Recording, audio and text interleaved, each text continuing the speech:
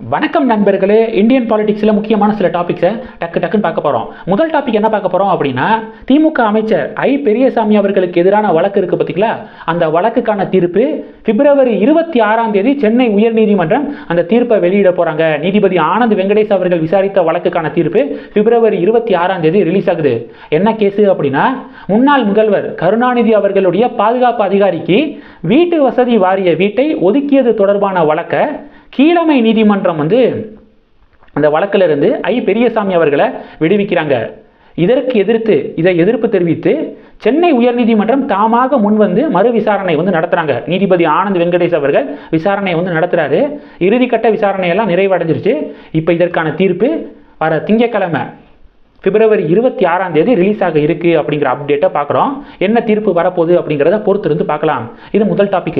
ரெண்டாவது டாபிக் என்ன பார்க்க போகிறோம் அப்படின்னா, தமிழக முதலமைச்சர் ஸ்டாலின் அவர்கள் நிதி அமைச்சராக பிடிஆர் பழனிவேல் தியாகராஜன் அவர்கள் இருந்தார்ல, அவரை ஐடி மினிஸ்டராக ஏன் மாற்றினேன் அப்படின்னு சொல்லிட்டு ஒரு விளக்கம் கொடுத்துருக்காரு. என்னன்னா, நிதி அமைச்சராக இருக்கும்போது சிறப்பாக செயல்பட்டதுனால தான் அவரை ஐடி துறைக்கு மாற்றினேன் அப்படின்னு சொல்லிட்டு இப்போ விளக்கம் கொடுத்துருக்காரு. இதற்கு பாஜகவுடைய மாநில தலைவர் கிண்டல் பண்ணியிருக்காரு. என்னன்னா, பிடிஆர் பழனிவேல் தியாகராஜன் அவர்களுடைய ஆடியோவை நான் ரிலீஸ் பண்ணேன், அந்த டேப்பை ரிலீஸ் பண்ணேன். அந்த டேப்பில் கிட்டத்தட்ட 30,000 கோடி ரூபாய் அளவுக்கு உதயநிதி ஸ்டாலின் அவர்களும் சபரீசன் அவர்களும் கொள்ளையடிச்சிருக்காங்க அப்படின்னு சொல்லிட்டு பிடிஆர் அவர்கள் பேசின ஆடியோவை நான் ரிலீஸ் பண்ணேன். அதனால அவரை நிதித்துறையிலிருந்து மாற்றி, அதாவது ஐடி துறைக்கு மாற்றிருக்காங்க. ஆனால் முதலமைச்சர் என்ன சொல்லியிருக்காருன்னா, சிறப்பாக செயல்பட்டதுனால தான் மாற்றினேன் அப்படின்னு சொல்லிட்டு ஒரு விளக்கம் கொடுத்துருக்காரு. பிடிஆர் அவர்களுடைய 2 நிமிஷம் 3 நிமிஷம் ஆடியோவை தான் ரிலீஸ் பண்ணியிருக்கேன். 1 மணி நேரம் பிடிஆர் பேசியிருக்காரு. அதெல்லாம் தேர்தலுக்கு பிறகு ரிலீஸ் ஆகும் பாருங்க அப்படின்னு சொல்லிட்டு அண்ணாமலை அவர்கள் பேசியிருக்காரு. அண்ணாமலை அவர்களுடைய பேச்சு தமிழக அரசியலில் ஒரு பெரிய பரபரப்பை ஏற்படுத்தியிருக்கு. இது ரெண்டாவது டாபிக். மூணாவது டாபிக் என்ன பார்க்க போறோம் அப்படின்னா, திருப்பத்தை ஏற்படுத்த போகும் திருப்பூர் பாஜக மாநாடு ஒரு கேள்விக்குறி போட்டிருக்கேன். வரக்கூடிய 27 திருப்பூர் மாவட்டம் பல்லடத்தில் பாஜகவுடைய மாநாடு நடக்குது. எண்மண் எண்மக்கள் பாத யாத்திரையுடைய நிறைவு விழா நடக்குது.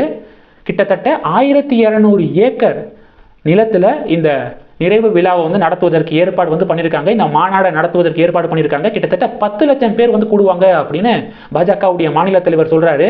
ஒரு விஷயத்துல ஸ்ட்ராங்கா இருக்காரு.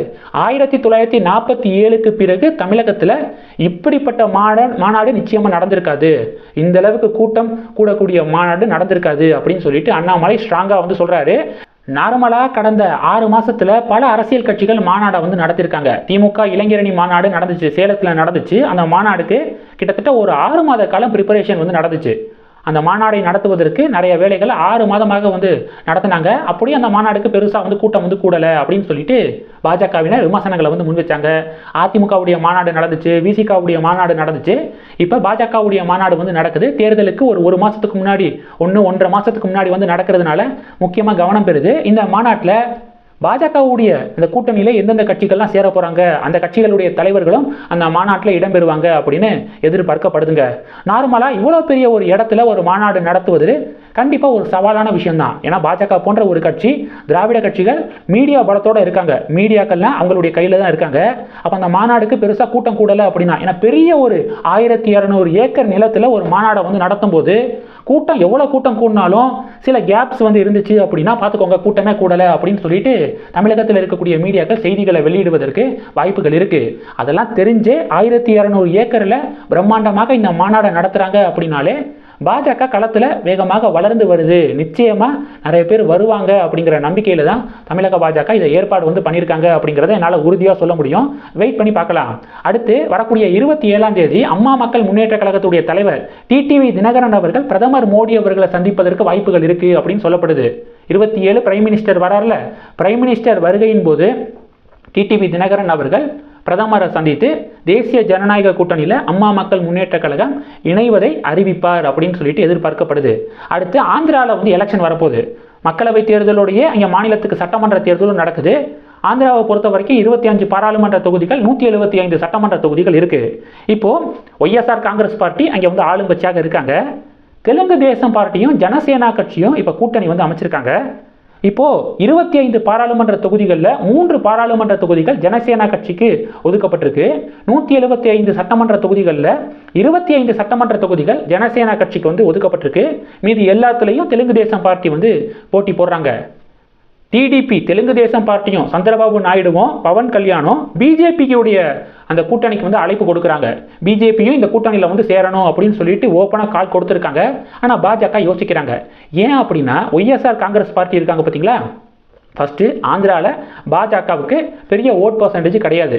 5% குறைவான வாக்குகள் தான் பிஜேபிக்கு அங்கே இருக்குது. ஒன்று. ரெண்டாவது என்ன அப்படின்னா ஒய்எஸ்ஆர் காங்கிரஸ் பார்ட்டி இந்தி கூட்டணியில் இல்லை. அவங்க இந்தி கூட்டணியில் சேர மாட்டாங்க அப்படிங்கிறது எல்லாருக்கும் தெரியும். அது மட்டும் இல்லாமல் அவங்க என்டிஏலையும் கிடையாது. இருந்தாலும் பாஜக கொண்டு வரக்கூடிய அந்த சட்டங்கள்லாம் இருக்குது பார்த்தீங்களா, அந்த சட்டங்களுக்கு கடந்த 5 வருடமாக அவங்க பாராளுமன்றத்தில் ஆதரவு தெரிவிச்சிருக்காங்க அப்படிங்கிறதையும் நம்ம வந்து நோட் பண்ணணும். அப்போ அதனால பாஜகவுக்கு எதுக்காக நம்ம வந்து இந்த கூட்டணியில் வந்து சேரணும், அதுவும் சந்திரபாபு நாயுடு அவர்கள் எப்போ எப்படி பேசுவாருன்னே தெரியாது. திடீர்னு பார்த்தீங்க அப்படின்னா அந்த கூட்டணியிலிருந்து வெளியேறி நான் வந்து போகிறேன் அப்படின்னு வந்து சொல்லிடுவார். அது மட்டும் இல்லாமல் மோடியை வீழ்த்தணும் அப்படின்னு சொல்லிட்டு ஒரு 3ஆவதாக ஒரு அணியை உருவாக்கணும் அப்படின்னு முயற்சி பண்ணவர் தான் சந்திரபாபு நாயுடு அவர்கள். அப்போ சந்திரபாபு நாயுடு அவர்கள் மீதான நம்பகத்தன்மை பாஜகவுக்கு இல்லை. அதனால பிஜேபி யோசிச்சுட்டு இருக்காங்க அப்படிங்கிற செய்தியை நம்ம கேள்விப்படுறோம். கடைசி டாபிக்கு இல்லந்தோறும் ஸ்டாலினின் குரல் அப்படின்னு சொல்லிட்டு வரக்கூடிய பிப்ரவரி 26ஆம் தேதியிலிருந்து பிரச்சாரத்தை திமுக வந்து ஆரம்பிக்கிறாங்க. வீடு வீடாக போய் திமுகவினர் பிரச்சாரத்தை வந்து மேற்கொள்ளணும் அப்படின்னு சொல்லிட்டு ஸ்டாலின் அவர்கள் உத்தரவை பிறப்பிச்சிருக்காராம். இல்லந்தோறும் ஸ்டாலினின் குரல் அப்படிங்கிறது அதற்கு டைட்டில் வந்து வைக்கப்பட்டிருக்கு. இந்த டாபிக்ஸ் எல்லாத்தையும் பற்றி உங்களுடைய பார்வைகளை மறக்காம கமெண்ட் பண்ணுங்க. இந்த வீடியோ பிடிச்சிருந்துச்சுன்னா லைக் பண்ணுங்க, ஷேர் பண்ணுங்க, மறக்காம நம்ம சேனலை சப்ஸ்கிரைப் பண்ணுங்க. மேலும் நம்ம சேனலுக்கு சப்போர்ட் பண்ணணும் அப்படின்னு ஆசைப்பட்டீங்கன்னா நான் பேசக்கூடிய வீடியோக்கு கீழே நன்றி அப்படிங்கிற ஆப்ஷன் இருக்கு. அதை கிளிக் பண்ணி உங்களால் முடிந்த தொகையை சேனல் வளர்ச்சிக்காக கொடுத்து உதவி செய்யலாம். இல்ல ஜாயின் பட்டனை கிளிக் பண்ணி நம்ம சேனலுக்கு மெம்பரா வந்து ஆகலாம். நன்றி. ஜெய் ஹிந்த்.